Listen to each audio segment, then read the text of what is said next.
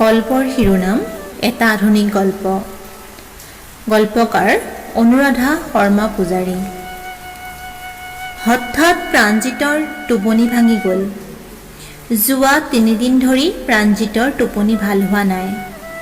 নন্দিতা প্ৰায় গোটেই ৰাতি সাৰে থকাৰ দৰে থাকে।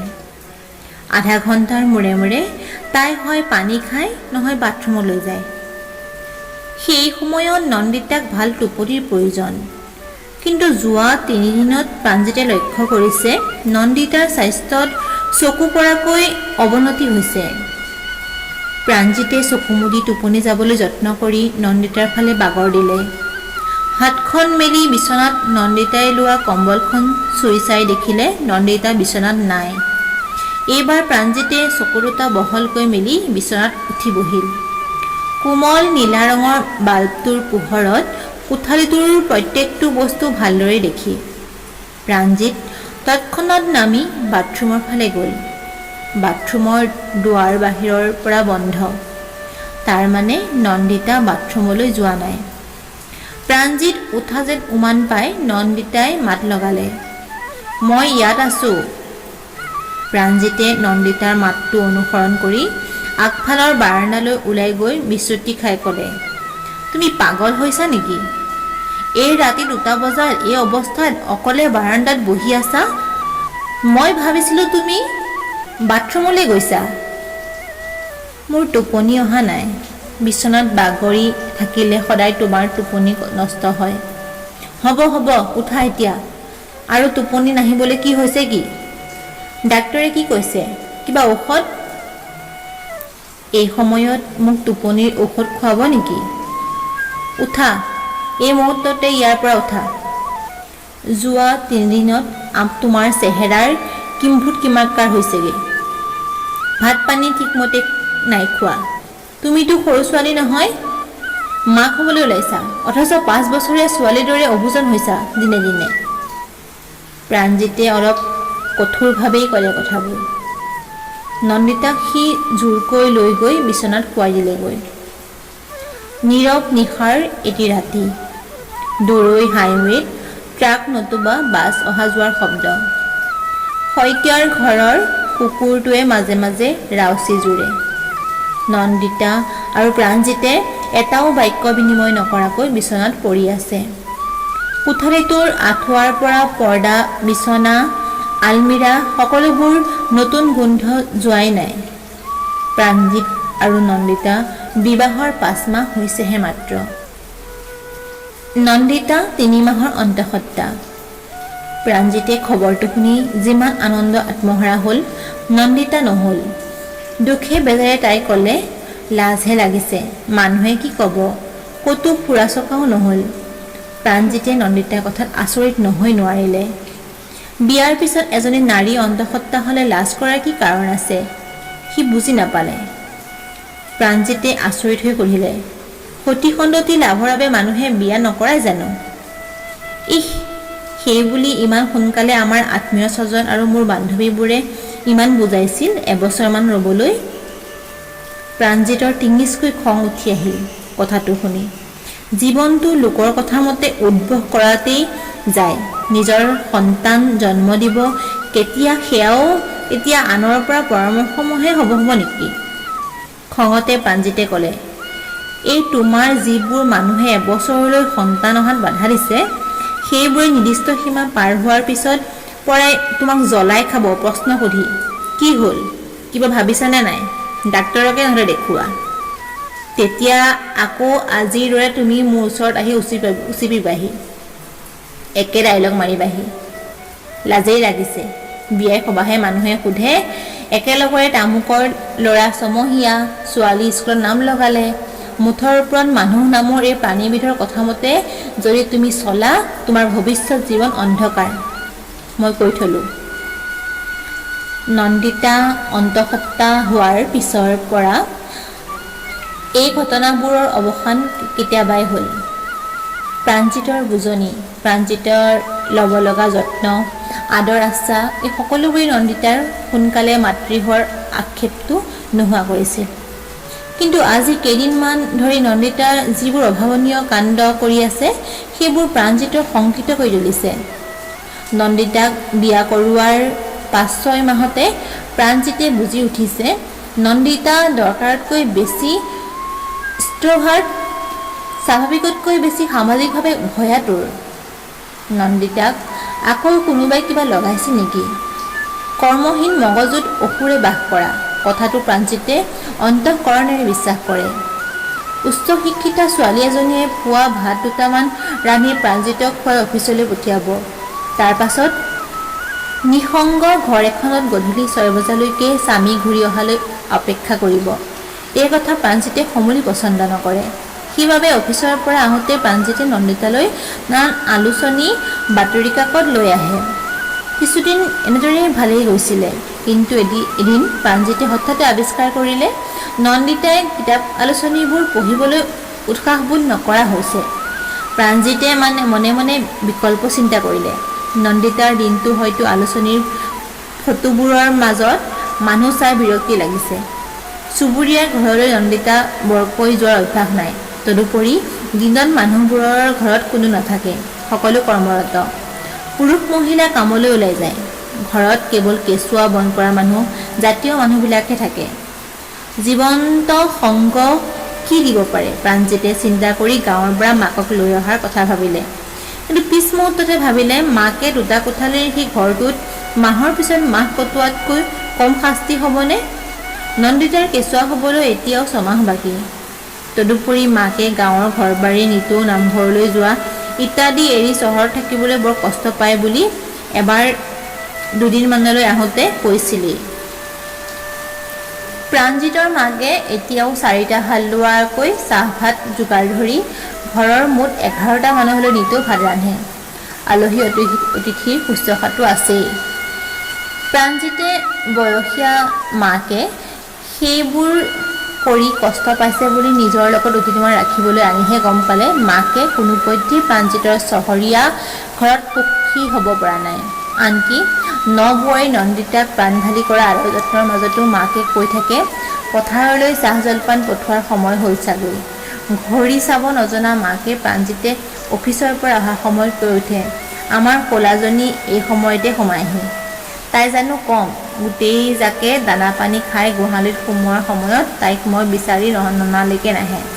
প্ৰাণজিতে সেইকেইটা দিনতে অনুভৱ কৰিলে মাকে নিৰুপায় হৈহে পুত্ৰ বোৱাৰীৰ সৈতে শৰীৰটো কেৱল সংলগ্ন কৰি সৰু ভাড়াঘৰটোত আছে। পুৱাৰে পৰা ৰাতিলৈকে তেওঁৰ আত্মা আছে গাঁৱৰ ঘৰত। গতিকে প্ৰাণজিতে গাঁৱৰ ঘৰৰ পৰা মাকক লৈ অহাৰ সিদ্ধান্ত মনৰ পৰা বাদ দিলে। নন্দিতাৰ মাকক আনি ৰখাৰ প্ৰশ্নই নাই, কাৰণ নন্দিতাৰ দেউতাক ডায়েবেটিছ থকা মানুহ, এবাৰ হাৰ্ট এটেকো হৈ গৈছে। নন্দিতা নিজেই সেয়ে মাকৰ কষ্ট হ'ব বুলি ঘৰলৈ যাব নোখোজে। প্ৰাণজিতে বিকল্পৰ চিন্তা কৰি হাইৰাণ হ'ল।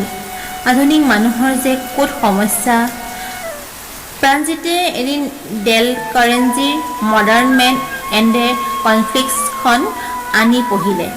পিছে প্ৰাণজিতক খুব বেছি লাভৱান নহ'ল। বিদেশৰ সমস্যাৰ লগত ইয়াৰ সমস্যা আকাশ পাতাল প্ৰভেদ। বহু ভাবি চিন্তি এদিন বাৰাণ্ডাতে বহি থাকোঁতে প্ৰাণজিতে দেখিলে ঘৰৰ মানুহঘৰৰ পৰা পাৰ্ট টাইমত কাম কৰা বন কৰা মানুহজনী ওলাই গৈছে। প্ৰাণজিতৰ মগজু যেন বিদ্যুৎ চমকি উঠিল। নন্দিতাক গৈ উৎসাহেৰে ক'লে এজনী পাৰ্ট টাইম মানুহ ৰাখোঁ, ঘৰৰ কাম বন কৰি দুপৰীয়া যাবগৈ, বাকী থাকিব ২-৩ ঘণ্টা সময়হে। প্ৰাণজিত অফিচৰ পৰা আহি পাবই।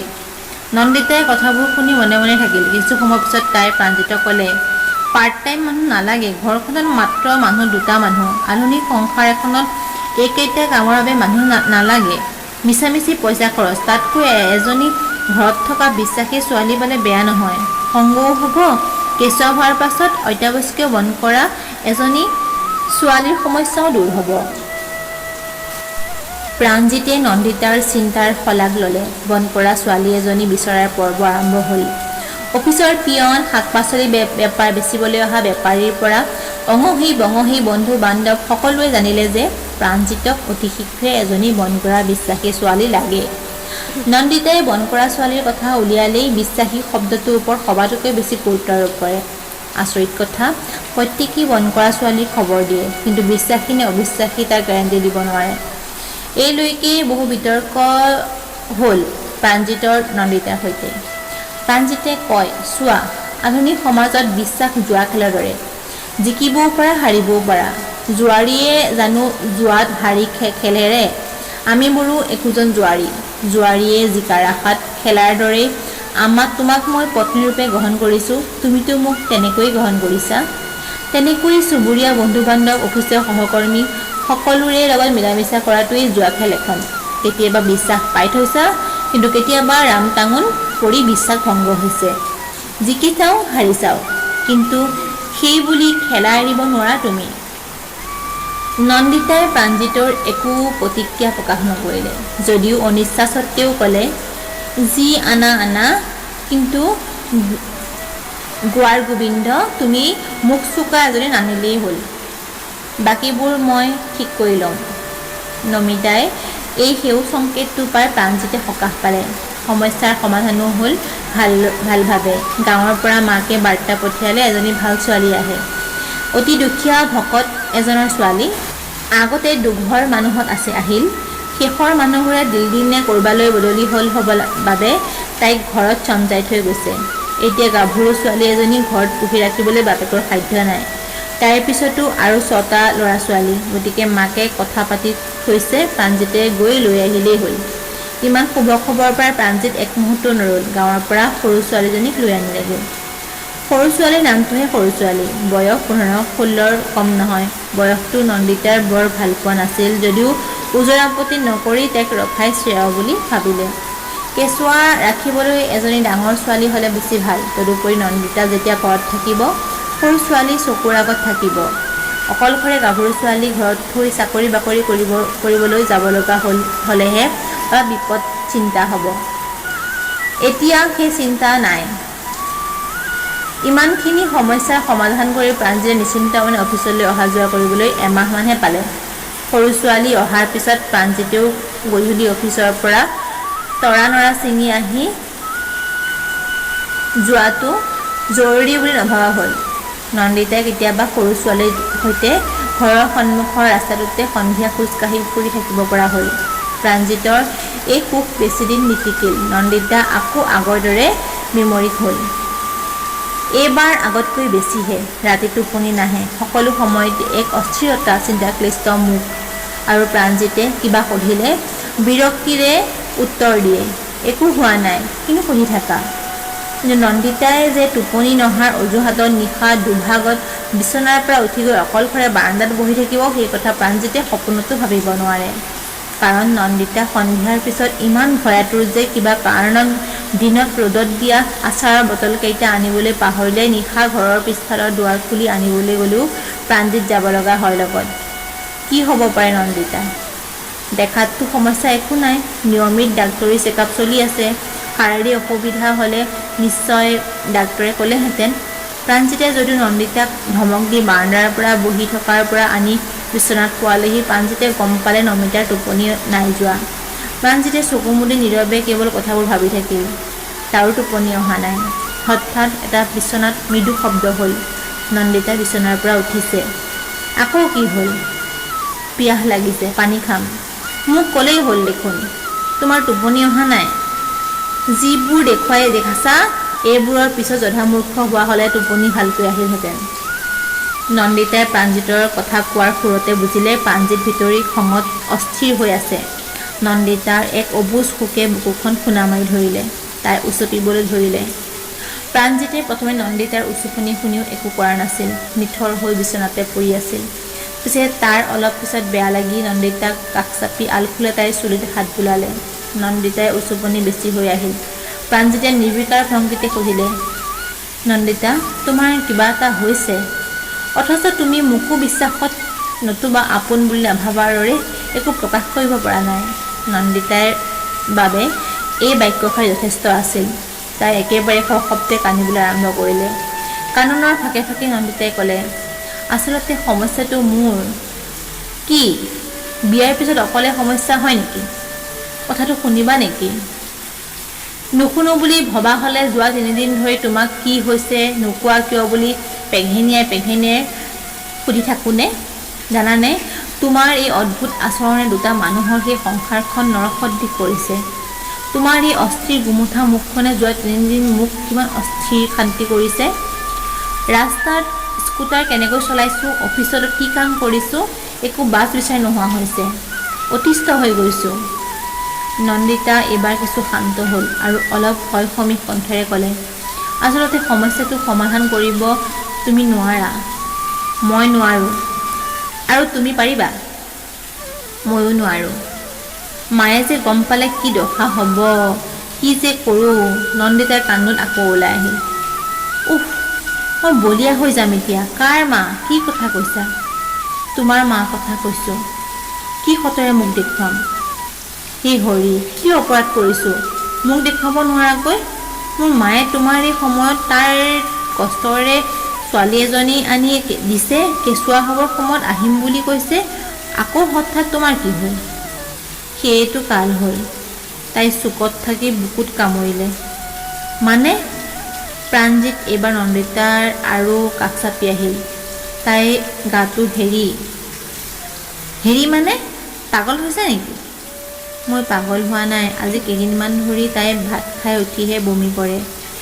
পুৱা শুই উঠি উকালিয়ে থাকে।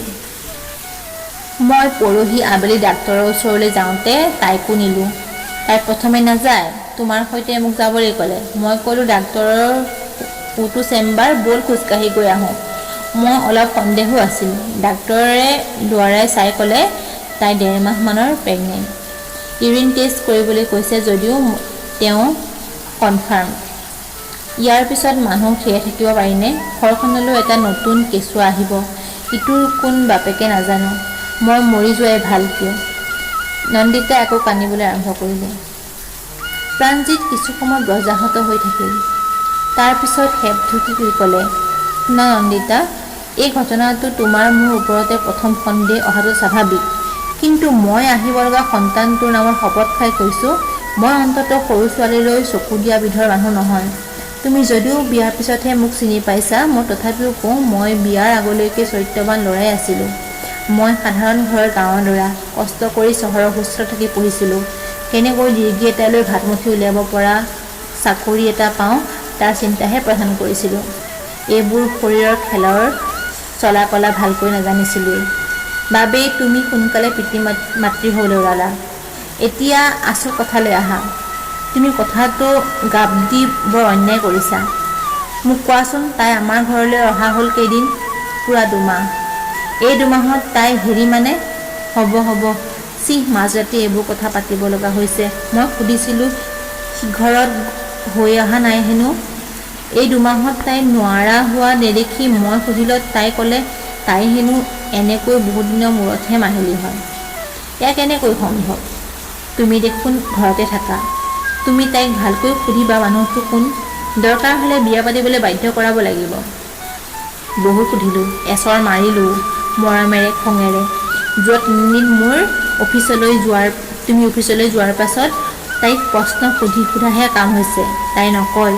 কি যে কৰিম? বন কৰা ছোৱালীৰ এই দশা হোৱাৰ পিছত কিমান ঘটনা এটা খবৰ কাগজত ওলাই থাকে। কি যে কৰিম? ৰ'বাচোন, সদ্যহতে কোন মানুহটোৱে তাই এই কাণ্ড কৰিলে জনাতকৈ এই বিপদৰ পৰা কেনেকৈ উদ্ধাৰ কৰিব পাৰি সেয়াহে চিন্তা কৰা। মই মানুহ এটাৰ সন্দেহ কৰিছোঁ।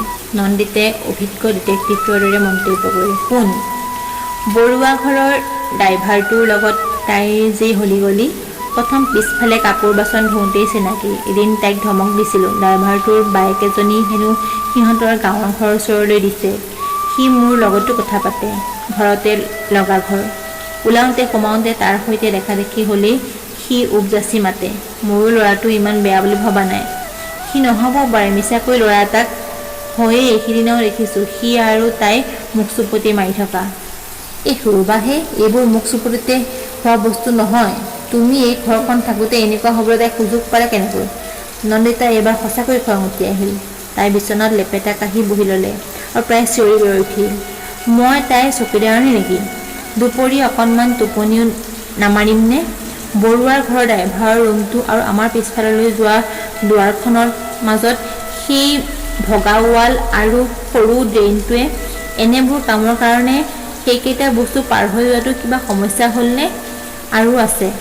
তাইক ঘৰত থৈ আমি দুবাৰ ভাতৰ নিমন্ত্ৰণ খাবলৈ যোৱা নাই জানো? তোমাৰ সৈতে ডাক্তৰৰ ওচৰলৈ ফুৰিবলৈ যাওঁতেই দেখোন ৩ ঘণ্টামান হয়। আন কোনোবাও এটাও আহিব পাৰে। থোৱাহে এনে বিশ্বসুন্দৰীজনী অহাৰ এমাহ দুমাহ নহওঁতেই প্ৰেমিকেৰে ভৰি পৰিছিল। এইবোৰলৈ প্ৰেমিক লাগে নেকি? কেলৈ? সিদিনা আমি সৰু মামাৰ ঘৰত ভাত খাবলৈ যাওঁতে দেখোন মুকুলহঁতো আহিছিল বুলি কৈছিল। চি, তুমি মুকুলক সন্দেহ কৰিছা? সি মোৰ তেজ মঙহৰ ভাই, ডাক্তৰী পঢ়ি থকা ল'ৰা। নিজৰ ককায়েকৰ ঘৰত সি এই কাণ্ড কৰিবহি বুলি তুমি নিজ কথা ভাবিলা কেনেকৈ? চি, ৰ'বাচোন, এই কথাটো শেষ কৰিবলৈকৈ নাপালোঁ। মই মুকুলৰ কথা কোৱা নাই, ঠিক তেনেকৈ কোনোবা আহিছে বা আহিব পাৰে বুলিহে ক'ব খুজিছোঁ। তোমাৰ মোক দুখ দিবলৈ পালে একো নালাগে। নন্দিতা আকৌ কান্দোন ওলাই আহিল। প্ৰাণজিতে অসহায় হৈ কৈ থাকিল, প্লিজ নন্দিতা, এই কণা কটা থোৱা। মূৰটো এনেই গৰম হৈ গৈছে, কি ওলাই মুখত ক'ব নোৱাৰা হৈছোঁ। তাত কষ্টৰে মূৰত এজনী বন কৰা ছোৱালী পালোঁ, মোৰ ভাগ্যত এয়াহে হ'লগৈ। প্ৰাণজিতে ভোৰ ভোৰাই নন্দিতাৰ ফালে পিঠি দি শুলে। নিশা 2টা বজাৰ সংকেত দিলে বেডৰুমৰ বেৰত থকা ঘড়ীটোৱে। ঘড়ীটোৰ কোমল পিয়ানোৰ সুৰৰ মূৰ্ছনাটো প্ৰাণজিতে বৰ ভাল পায়। আজি তাৰ কিন্তু খংহে চৰি গ'ল শব্দটোত। দাঁত কৰচি এবাৰ কৈ উঠিল, তাই বেটিয়ে আমাৰ নৰকত পেলাই ফষ্টি মাৰি শুই আছে, উঠি গৈ দিওঁ নেকি দুচৰমান? নিশা 2টা বাজি অথচ শুব পৰা নাই। দিনত অফিচৰ টেনচন, পৰিয়ালৰ টেনচন, বজাৰ সমাৰ এশএবৰি চিন্তা, ৰাতি আজি টোপনি মাৰিবও নেপাওঁ। নন্দিতাই অৱসাদগ্ৰস্ত মাতেৰে উত্তৰ দিলে, মোৰ কাৰণেই সকলো হৈছে, সেইবাবে একো কোৱা নাছিলোঁ তোমাক। আজি মোৰ যদি সৰু চাকৰি এটা থাকিলহেঁতেন, এইদৰে মোক ৰাখিবলৈ ছোৱালী এজনীৰ কোনো দৰকাৰ নাছিল। সৰুৰে পৰা কম কষ্টৰে পঢ়িলোনে? ৰাতি উঠি পঢ়া পৰীক্ষা দিয়া মায়ে মোক ৰাতি আৰু পুৱা চাহকাপ কৰি দিলেহে টোপনি ক্ষতি কৰি বহি থাকিছিল। বুৰঞ্জীত MA পঢ়ি থাকোঁতে দেউতাই ইমান কষ্টৰে মোলৈ হোষ্টেলৰ খৰচ পঠিয়াইছিল। সৰু ভাইটিয়ে মেডিকেল কলেজত এডমিশ্যন পাইছিল। দুয়োটাকে পঢ়াওঁতে দেউতাৰ কিমান কষ্ট হৈছিল, অথচ MA পাছ কৰা 2 বছৰ হ'ল, চাকৰিও নহ'ল। আকৌ এসোপা খৰচ কৰি দেউতাই মোক বিয়া দিলে। ভালকৈ সংসাৰখনকেই হওক বুলি, এয়াহে মোৰ ভাগ্যৰ সংসাৰৰ সুখ। নন্দিতাই জাগতোক্তি কৰাৰ দৰে কথাবোৰ কৈ যোৱা দেখি প্ৰাণজিতৰ মনটো বেয়া লাগিল। তথাপিও সি একো উত্তৰ নিদি মনে মনে ৰ'ল। প্ৰাণজিত নীৰৱে থকা দেখি নন্দিতাই মনে মনে থাকিল। এটা নিজান নিশা। খিৰিকীৰ নেটৰ পৰ্দাকেইখনত নিশা মৃদু বতাহৰ কঁপি আছে। তাৰ মাজে মাজে বিয়পি পৰিছে নন্দিতা আৰু প্ৰাণজিতৰ বিষাদগ্ৰস্ত একোটা সমূহীয়া। প্ৰাণজিতহঁত সাধাৰণ চাকৰিয়াল। এখন মধ্যবিত্ত সংসাৰত সৰু সৰু আশা আকাংক্ষা আৰু সমাজত কেৱল মান সন্মান ৰক্ষা কৰি চলি যাব পৰাটোৱেই আটাইতকৈ গুৰুত্বপূৰ্ণ কথা বুলি ভাবে। এজনী আবিও অন্তঃসত্ত্বা বন কৰা ছোৱালীৰ দায়িত্বত কথা তেনেস্থলত প্ৰাণজিতহঁতে কল্পনা কৰিব নোৱাৰা কথা। কথাটো কাক ক'ব? ডাক্তৰ দুৱাৰাই তাইক পৰীক্ষা কৰি কি ভাবিলে? আকৌ কোনটো নাকে ডাক্তৰৰ ওচৰলৈ গৈ সৰু ছোৱালীক লৈ যাব? যদি সৰু ছোৱালীয়ে তাৰ নাম লয়? কথাটো ভবাৰ লগে লগে প্ৰাণজিত ঘামি উঠিল। সৰু ছোৱালীৰ কি বিশ্বাস? আগতে 2-3 ঘৰ মানুহৰ ঘৰত থাকি অহা ছোৱালী। নন্দিতাই এনেই বিশ্বাসী ছোৱালীৰ কথা কোৱা নাছিল। সৰু ছোৱালী ঘৰত চমজাই থৈ আহিলে কি হয়? লগে লগেই প্ৰাণজিতৰ চকুৰ আগত এজন চুলি দীঘল নৈষ্টিক মানুহ চকুৰ আগত ভাহি উঠিল। মাকেও কৈছিল, অতি ধাৰ্মিক মানুহৰ ছোৱালী, বৰ দুখীয়া, ভালকৈ ৰাখিলে ছোৱালীজনীয়ে তহঁতক সুখ দিব। এনেকুৱা মানুহ এজনক তেওঁৰ ছোৱালীৰ এই অৱস্থাৰ কথা কেনেকৈ ক'ব? যদি সিহঁতকে ইয়াৰ বাবে দুখটো কৰে, গাঁৱৰ মেল চপায়, নহ'লে থানা পুলিচ গাঁওবুঢ়া প্ৰাণজিতৰ মগজটো সমস্ত পোকে যেন দৰ্শন কৰিলে। সি তৎক্ষণাত বিচনাৰ পৰা উঠি বহি নন্দিতালৈ চালে। নন্দিতাৰ বোধহয় টোপনি আহিছে। সি তাইক নজগালে। এইবাৰ প্ৰাণজিত নিঃশব্দে উঠি গৈ বাৰান্দাৰ চকীত বহিলগৈ। পুৱা 5 মান বজাতে প্ৰাণজিতে গা পা ধুই নিজে একাপ চাহ কৰিলে। ইতিমধ্যে কোনোবা উঠাৰ গম পায়েই হবলা সৰু ছোৱালী উঠিল। প্ৰাণজিতে বাৰে বাৰে নন্দিতাক চালেগৈ। সি ওৰে ৰাতি টোপনি ক্ষতি কৰি লোৱা সিদ্ধান্তটো নন্দিতাক জনাবলৈ উচপিচাই থাকিল। সৰু ছোৱালী বহুপৰ পিছফালে দৰমকলটোৰ তলত বহি থাকিল। প্ৰাণজিতে হঠাতে চিঞৰিলে, সৰু ছোৱালী এইফালে আহ। মুখেৰে একো উত্তৰ নিদি সৰু ছোৱালী লোক চামাককৈ প্ৰাণজিতৰ ওচৰ চাপি একো নামাতি থিয় হৈ থাকিল। তোৰ ঘৰলৈ তোক লৈ যোৱাৰ কথা ভাবিছোঁ সৰু ছোৱালী নিমাত। পিতায়েৰে সকলো জানিলে তোক জীয়াই ৰাখিব বুলি ভাবিছ নেকি? সৰু ছোৱালী তললৈ মূৰ কৰি থাকিল। তাতকৈ তই ক, তই এতিয়া কি কৰাটো বিচাৰ? কোন মানুহটো? নন্দিতা বিচনাৰ পৰা উঠি আহিল। অলস দেহাটো তাই ধপচকৈ বেতৰ চকীখনত বহুৱাই দিলে। অৱসাদগ্ৰস্ত চকু দুটাত প্ৰশ্নবোধক চিন লৈ তাই এবাৰ প্ৰাণজিত আৰু এবাৰ সৰু ছোৱালীলৈ চালে। নন্দিতা, আজি গাঁৱলৈ যাম। অফিচ? হ'ব কিবা এটা। প্ৰথমতে এই সমস্যা সমাধান নকৰিলে নহ'ব। মই বহুত ভাবি সিদ্ধান্ত লৈছোঁ। সৰু ছোৱালীৰ বাপেকক কথাটো জনাবই লাগিব। তাই ডাঙৰ বেমাৰ হ'লেইতো জনালোহেঁতেন। প্ৰাণজিতৰ কথাত নন্দিতাৰ চকু দুটা বিস্ফোৰিত হ'ল। চিঞৰি উঠিল, পাগল হৈছে নেকি? কথাটো বাঢ়িলেই বাঢ়ি যাব। তাৰপিছত কোনে কাৰ কি বদনাম উলিয়াব, চুবুৰীয়া, আত্মীয়স্বজন, তোমাৰ অফিচৰ মানুহ, কোনে কি ৰটিব তাৰ কি ঠিক? হে ভগৱান, এনেকুৱা আপোনঘাতী চিন্তা তুমি কিয় কৰিলা? কেনেকৈ? এইখন চহৰ, এইবোৰ ভাবি থাকিবলৈ মানুহৰ আহৰি নাই। ইহ, দেখিছোঁ নহয়, মোক তুমি মানুহৰ ঘৰে ঘৰে ফুৰা জানো দেখিছা? কিন্তু মোক সোধা, কাৰ ঘৰত গিৰিয়েক ঘৈণীয়েকক মাছ-মাছলি কাজিয়া কৰে? কাৰ ঘৰলৈ দুপৰীয়া কোন আহে? কাৰ ঘৰৰ ছোৱালী কোন ল'ৰাৰ সৈতে কি আহে? এইবোৰ খবৰ মোক কোনোবাই নিদিলে মই বিচাৰি জানো থৈ গৈছোঁ? চহৰত থকা গাঁৱৰ মানুহ থকা বুলি আচলতে কোনো কথা নাই। পৰচৰ্চাৰ বাবে মানুহৰ আজৰি সময় অফুৰন্ত। মানুহৰ স্বাৰ্থৰ বাবেহে এখন আধুনিক সংসাৰ চহৰত পাতি সুবিধাৰ বাবে থাকে, মনটোৰ সলনি নঘটে। কিন্তু এতিয়া কি কৰিবা? বাপেকটোক নজনোৱাকৈ তাই এবচন কৰাবা নেকি? মই চিন্তাই কৰিব পৰা নাই। মুঠৰ ওপৰত গাঁৱলৈ গৈ মাকৰ লগত লৈ বাপেকক মই লগ ধৰিবলৈ সকলো ক'ম। তাৰপিছত যি হয় হ'ব। কথাবোৰ শুনি নন্দিতা য'তে বহি আছিল ততে বহি থাকিল। তাইৰ যেন কান্দিবলৈ শক্তি নাই। সৰু ছোৱালীয়ে ৰান্ধনি ঘৰৰ দুৱাৰতে ভেজা দি তলমূৰ কৰি থাকিল। ওপৰলৈ মূৰ তোলা নাই। ঠিক আছে ব'লা, কিন্তু লগত ময়ো যাম আৰু সৰু ছোৱালীকো লৈ যাম। একেবাৰে থৈ আহিম, পিছত যি হয় হ'ব, হঠাতে নন্দিতাই ক'লে। ৰাখিবতো লাগিব। কথাখিনি কোৱাৰ পিছত আমাৰ গাঁৱৰ পৰা ভালে ভালে ওলাই আহিব পাৰিম নে নাই সেয়া ঈশ্বৰক চিন্তা কৰা। নন্দিতা মনে মনে থাকিল। প্ৰাণজিতে সৰু ছোৱালীক ক'লে, যা, তোৰ কি ক'ত কাপোৰ কানি আছে টোপোলাটো লৈ ওলা। তোক আমি কি অপকাৰ কৰিছিলোঁ যে তই এনেকুৱা প্ৰতিশোধ ল'লি? সৰু ছোৱালীয়ে এইবাৰ কান্দি দিলে। মাহৰ শেষত এখন টেক্সি ভাড়া কৰি প্ৰাণজিত, নন্দিতা আৰু সৰু ছোৱালী ৩৫ কিলোমিটাৰ দূৰৰ গাঁৱৰ ৰাওনা হ'ল। বাটত কোনো কাৰো সৈতে কথা নাপাতিলে। সকলোৱে নিজৰ নিজৰ ভাৱনাত বিচৰণ কৰিবলৈ ধৰিলে। প্ৰাণজিতে ঘৰ পাই নন্দিতাক ক'লে, মাক তুমি কথাবোৰ বুজোৱাগৈ। দেৰি নকৰি মোক লগতে ওলাই ল'বা, উভতি যাব লাগিব। নহ'লে টেক্সিয়ে ঘণ্টা হিচাপত ভাড়া বিচাৰা হ'ব। প্ৰাণজিতৰ মাক শিলপৰা কপৌৰ দৰে সৰু ছোৱালীৰ ঘৰলৈ যাবলৈ ওলাল। প্ৰাণজিতৰ ঘৰৰ পৰাও সৰু ছোৱালীৰ ঘৰলৈ ২ কিলোমিটাৰ পথ। যাওঁতে প্ৰাণজিতৰ মাকে গোসাঁই ঘৰত চাকি এগছি লগাই সেৱা কৰি গ'ল।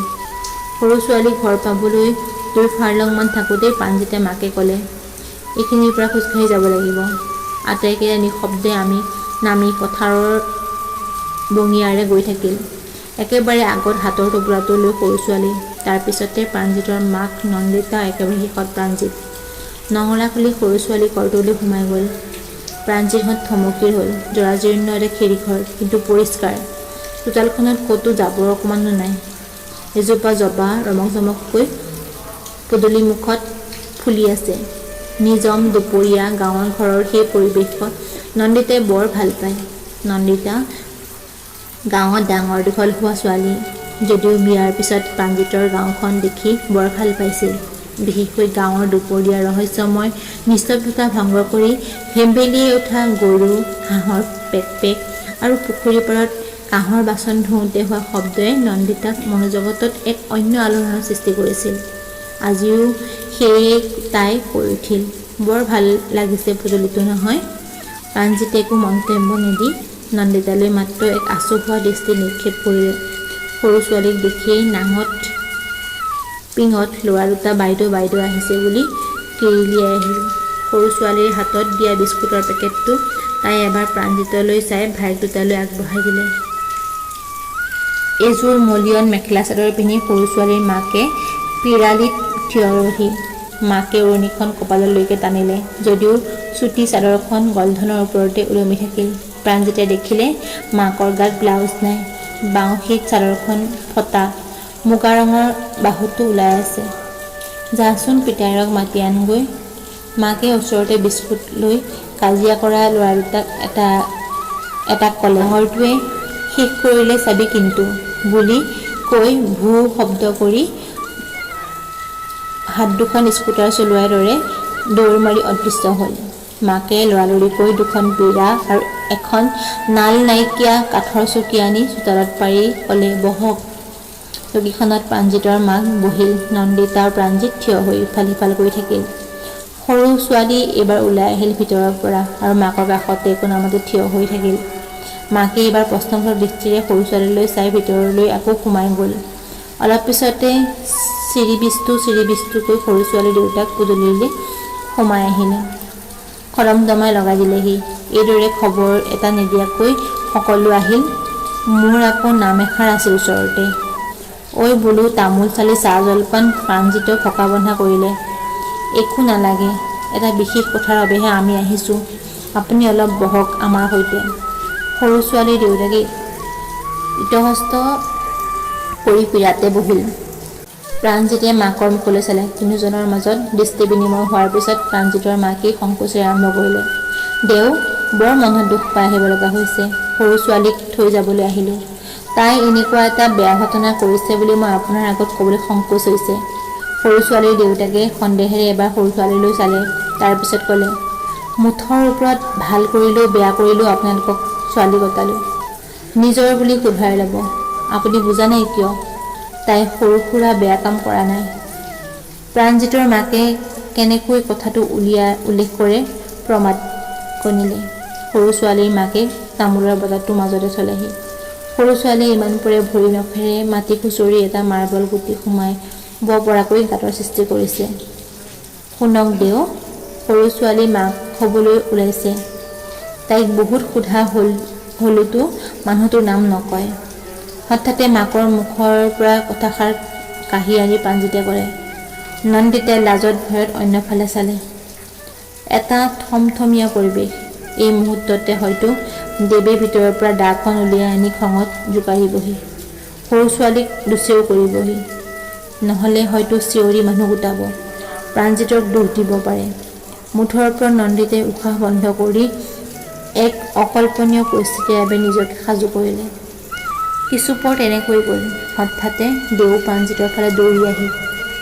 আত্মৰক্ষাৰ ভংগীত প্ৰাণজিতে দুখোজ পিছুৱাই গ'ল।